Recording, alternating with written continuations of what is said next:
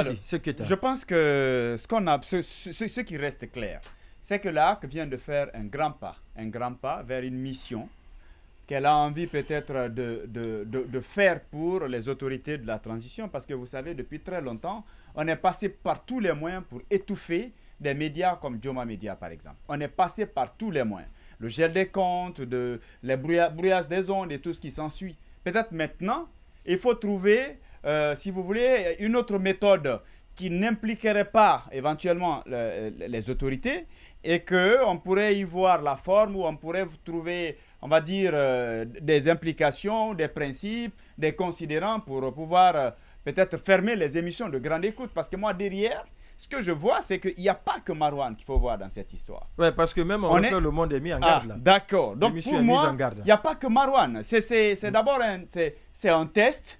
Et puis derrière, de manière graduelle. De façon graduelle, on va aussi s'attaquer aux émissions.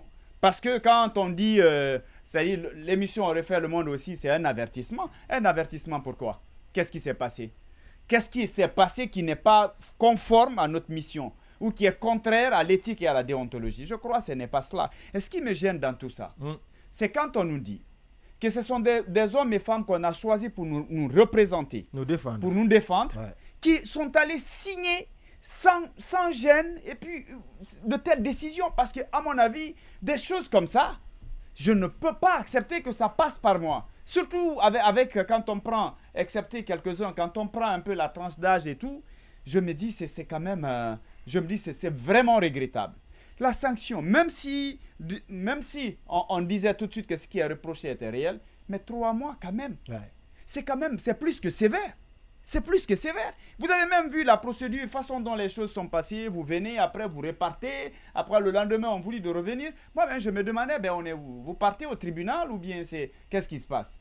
Déjà, dans l'absolu, ou en tout cas dans ma tête, je me disais qu'on est toujours en train de voir où on n'a pas encore trouvé l'échelle, ou en tout cas la corde on peut monter. On peut justement aller vers ce qui vient de se passer. Malheureusement, on est parvenu à le faire. Si avec ça, ils sont capables de se coucher et dormir sans avoir rien sur la conscience, je pense que l'ensemble des journalistes sont interpellés. Nous devrions comprendre que nous avons aujourd'hui, disons, on doit faire face, peut-être que je ne dirais pas au monstre qu'on a créé, mais on doit faire face à celui, parce que la solution est en train de devenir le problème. Et quand c'est comme ça, je pense qu'on doit se lever. L'heure est grave, ce n'est pas parce que c'est notre ami, mais c'est parce que cette machine est en train de prendre des tournures ou est en train de prendre des allures. Si on ne l'arrête pas, peut-être que cette machine pourrait éventuellement causer notre perte. C'est quand même dommage. L'histoire quand même retiendra que c'est à l'époque de Boubacar Yassine Diallo et de Fodé Bouya Fofana et tous les autres que justement de telles choses se sont produites et que non. On va dire, dans l'ensemble, mais les autres là, c'est vraiment dommage. Il faut s'attendre à pire si on ne se réveille pas. Ils n'ont pas d'expérience. Ce n'est pas une question d'expérience, c'est aussi une question de responsabilité. Mais ça compte, c'est important. Ça compte. Si on avait des gens aujourd'hui, on va le laisser aussi évoluer. Pourquoi je le dis? Parce que si on avait des gens expérimentés qui réfléchissent bien, qui connaissent le métier, peut-être qu'eux-mêmes, ils allaient contraindre peut-être ceux qui sont en haut. Je veux parler de Yassine et autres Fodé Bouya pour leur dire, écoutez, c'est pas comme ça que ça se passe. Mais malheureusement, non seulement on n'a que 2 sur le plan expérience, à qui on peut avoir confiance, et ceux qui n'ont pas d'expérience, malheureusement, ne peuvent rien dire par rapport aux autres. Ils ne peuvent pas les amener à la raison parce que ni s'ils ne connaissent pas, c'est par rapport à tout ça là, j'ai dit que c'est un problème d'expérience pour les uns et les autres, on comprend. Alors, je ne viens pas dire que si c'est sur cette haute hauteur de la communication qu'il faut compter pour régler la situation que traversent les médias, alors on est loin encore, on est encore dans cette misère, on est encore dans cette souffrance. Parce que il y a pas mal de démarches, moi c'est ce côté-là surtout qui m'intrigue. Il y a pas mal de démarches qui ont été menées. Et tout récemment, on nous a fait savoir au niveau de la primature que c'est la haute hauteur de la communication qui allait porter la médiation pour décrisper la situation des médias. Alors, si c'est cette même haute hauteur de la communication qui se comporte de cette manière, je ne sais pas où mettre la tête, on n'a plus d'espoir. Alors, ceci dit, ceci dit, qu'on ne peut plus donc compter sur cette institution. Alors, comme on l'a toujours rappelé, si c'est peut-être pour sanctionner, trouver en tout cas des bâtons pour mettre dans les roues, la haute de la communication, elle est prête. Mais si c'est pour défendre les intérêts des journalistes, eh bien, faire face à d'autres cas, elle n'est pas encore prête. Alors qu'on sait que lorsqu'on parle de l'institution, bien sûr, au-delà de son rôle de régulateur, il y a aussi ce rôle, quelque part, de défendre les intérêts des journalistes lorsque ces intérêts se sentent menacés. Mais malheureusement, ce n'est pas le cas. Une fois encore, c'est décevant, comme Mme Lamine l'a dit tout à l'heure, on pouvait trouver d'autres arguments pour sanctionner. Mais ce cas-ci précis, je pense que l'argument, il est tellement léger de telle sorte que ça devient une déception de la part vis-à-vis.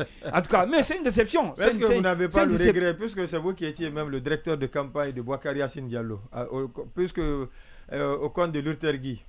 J'avoue que oui. C'est une déception. C'est bien la presse, non, c'est la presse. Non, mais c'est une déception.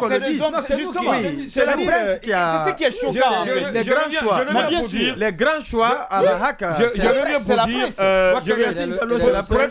Pour être précis. Il est le seul signataire. Non, mais c'est le... Non, c'est la tête, mon Youma Sissi. C'est la tête. Non, au-delà de ça, eux, ils viennent de la presse. Boakari Yacine Diallo, c'est la presse. Fodé Fofana, c'est la presse. Amadou Touré, c'est la presse.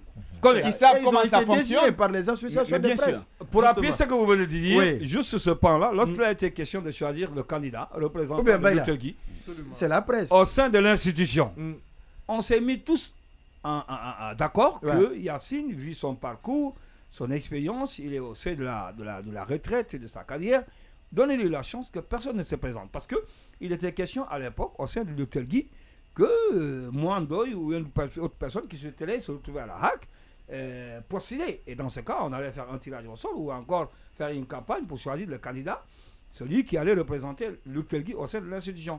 Mais vu son parcours, son expérience, on a dit non, que personne ne se présente.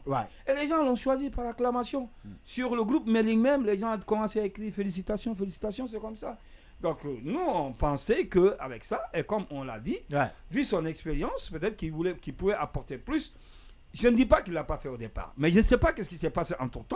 On a été vraiment trahis sur ce que nous pensions de l'homme et conformément à ce que nous sommes en train de vivre présentement. En tout cas, parce que Martin là, Condé on ne le reconnaît pas. C'est ça la réalité. On ne le reconnaît pas en tant que... qui pouvait faire face à beaucoup de choses. On ne le reconnaît pas du tout.